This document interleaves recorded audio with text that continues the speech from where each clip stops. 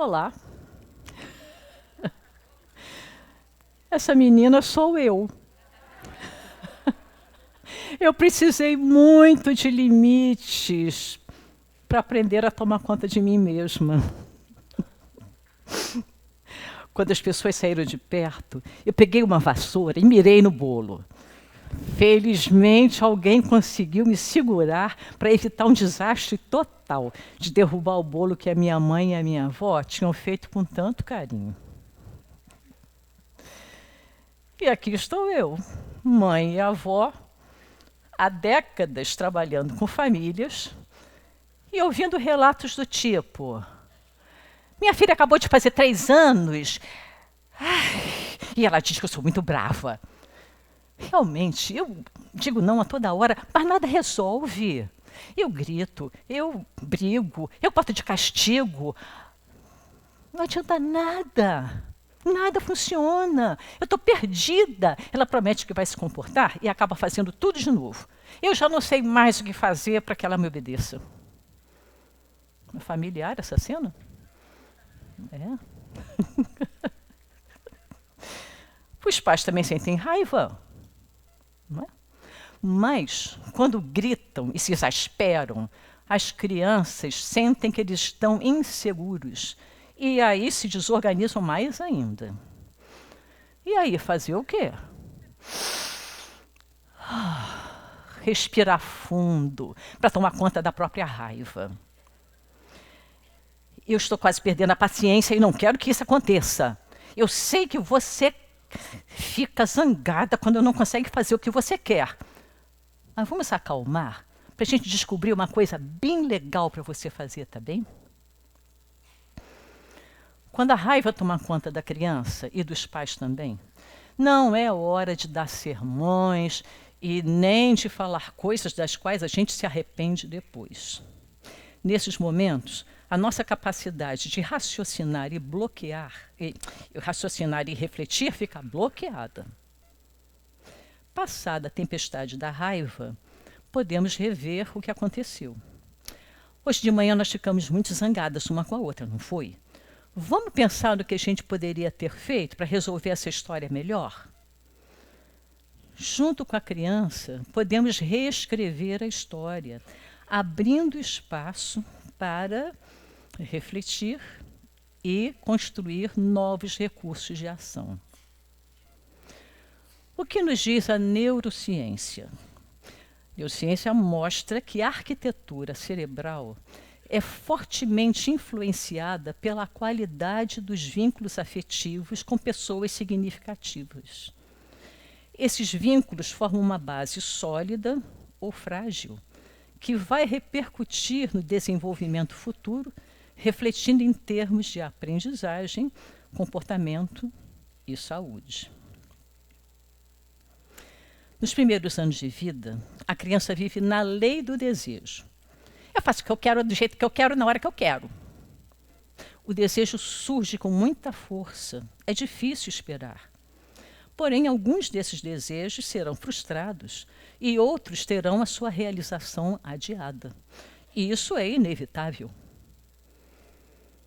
No entanto, muitos educadores me dizem que ouvem de alguns pais o seguinte: não quero que meu filho se frustre. Impossível. É melhor contribuir para que a criança aprenda a lidar com as frustrações. Quando cai, ao dar os primeiros passos, ou quando um amigo lhe arranca o brinquedo das mãos.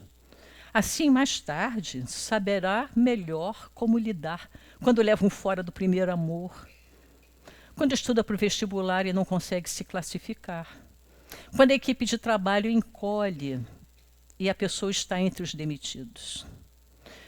Mas quantos sentem que não vale a pena continuar vivendo por conta desses desafios da vida? Querer poupar o filho de todo e qualquer tipo de sofrimento talvez decorra da falsa noção de que felicidade é sinônimo de ausência de problemas. No entanto, os estudos sobre o tema mostram que felicidade se refere à capacidade de consolidar a serenidade interna mesmo em épocas de turbulência. Encarar as frustrações ajuda a uma série de coisas. Ajuda, por exemplo, a perseverar e a fortalecer a resiliência. Tá? E, além disso, ajuda a capacidade de criar alternativas viáveis. Uma criança de 5 anos que está andando bem nesse processo, ela consegue concentrar a sua atenção para montar um quebra-cabeça sem dar ataques de raiva quando não consegue juntar todas as peças rapidamente. Outra criança da mesma idade, porém não tão adiantada no seu autocontrole, ela desiste ao primeiro sinal de dificuldade, espalha as peças pelo chão com raiva e interrompe a brincadeira aos prantos, incapaz de tolerar a frustração. Mas há um tipo de quebra-cabeça que a criança aprende a montar ainda nos primeiros anos de vida. Ela desenvolve estratégias variadas para garantir a vitória. Insistir acaba com a resistência da mãe. Chorar amolece o coração da avó. Mas nem sempre isso dá certo. Com o pai, não adianta chorar nem fazer chantagens. É se conformar com um não e buscar outra coisa para fazer. Não é? Então, para acertar, é preciso errar. E lidar com a frustração de não saber. Isso também vale para os adultos, especialmente os que são muito críticos e super exigentes. Lidar com a frustração vai fortalecer a persistência de não desistir facilmente diante dos obstáculos. E isso também contribui para valorizar o erro como fonte de aprendizagem e não como um ataque à autoconfiança. Vocês viram esse filme, A Família do Futuro? Sim, quem não viu, recomendo. Esse personagem, o Lewis, é um menino inventor. E por isso mesmo, muitas das suas tentativas não dão certo. Ao constatar que mais um de seus aparelhos falhou, ele, consternado, pede desculpas e se surpreende ao ouvir a reação da família. Você fracassou! Sensacional! Maravilha! É fracassando que a gente aprende. Com sucesso a gente não aprende nada. Não desista. Siga em frente. Porém, quase sempre, a criancinha sente raiva quando se frustra ou é contrariada. Grita, chora, bate, dá acessos de fúria. Quando meu filho de 4 anos me pede alguma coisa impossível dentro do carro, é um inferno. Ele grita sem parar, chuta o banco da frente, morde o irmão. Não dá para dirigir no meio dessa tempestade de raiva. De onde vem essa tempestade? O freio interno ainda precisa ser construído. Por isso, é preciso freio externo dos limites colocados com firmeza amorosa, serenidade, consistência, para que o freio interno, pouco a pouco, seja construído. Como o controle da impulsividade ainda é precário, é mais difícil se desligar de uma atividade interessante do que construir uma nova. Por isso é importante dizer o que pode ser feito, em vez de repetir o que não deve ser feito. Brinca com a massinha no chão do quarto, em vez de... Já disse 1000 vezes para não brincar com a massinha em cima do tapete. Podemos ainda estimular a criança a criar uma alternativa viável. Isso aí que você quer mexer, não pode. Mas eu acho que você pode descobrir coisas que você vai poder pegar. Isso facilita para que a criança vá se encaminhando para situações possíveis. Quando o desejo não é muito intenso, Basta oferecer um objeto ou brinquedo para a criança redirecionar seu interesse. Não é? Então, com isso, a gente evita dizer não com frequência, abrindo espaço para a criança explorar o ambiente com o que é possível. Ao evitar abusar do não, contribuímos para a sua eficácia quando a criança se recusa a buscar alternativas. Crianças que fazem tudo o que querem acabam se sentindo desprotegidas e abandonadas. Na criança pequena, o acelerador do desejo é mais forte do que o freio da proibição. Quando ela escuta, não pode mexer aí, vai logo pegar o objeto proibido. Não é? Na etapa seguinte, a própria criancinha diz não, não, para logo em seguida pegar o objeto. Quando vê outra criança querendo fazer o mesmo, ela repete não, não, como se a proibição valesse para os outros, mas não para ela. Quando o freio interno está um pouco mais desenvolvido, ela olha para o adulto, tenta pegar o objeto, quando vê que não pode, resiste à tentação e vai buscar outra coisa interessante. O autocontrole é um processo gradual, mais difícil e demorado em algumas crianças do que em outras. E mais, há adultos que não conseguiram completar esse processo. E são destemperados, explosivos, impulsivos e atacam os outros quando contrariados. Conhecemos muita gente assim, não é?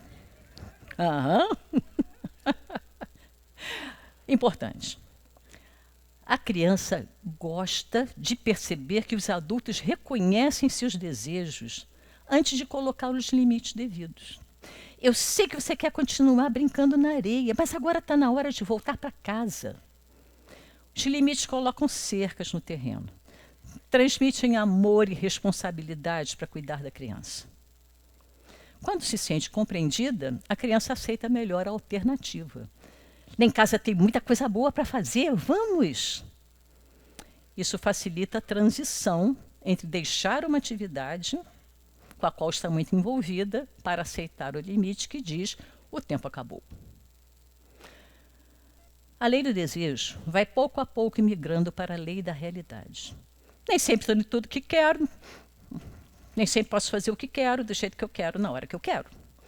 É preciso aprender a esperar, fazer combinados e respeitá-los. No convívio escolar, o desejo de muitas crianças pequenas se chocam com frequência. Nem sempre dá tempo de evitar mordidas, arranhões, pontapés. Os educadores conversam com as crianças, dizem que entendem que elas estão com raiva, mas as estimula a pedir desculpa para os amigos, ajudar a cuidar do machucado que provocaram, né? E a fazer combinados depois que os limites são colocados.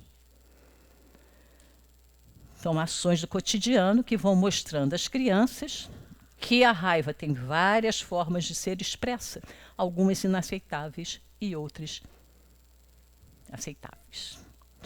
E os adultos? Quantas mães fotografam o filho mordido na creche e compartilham nas redes sociais, incitando a revolta do grupo contra a equipe escolar?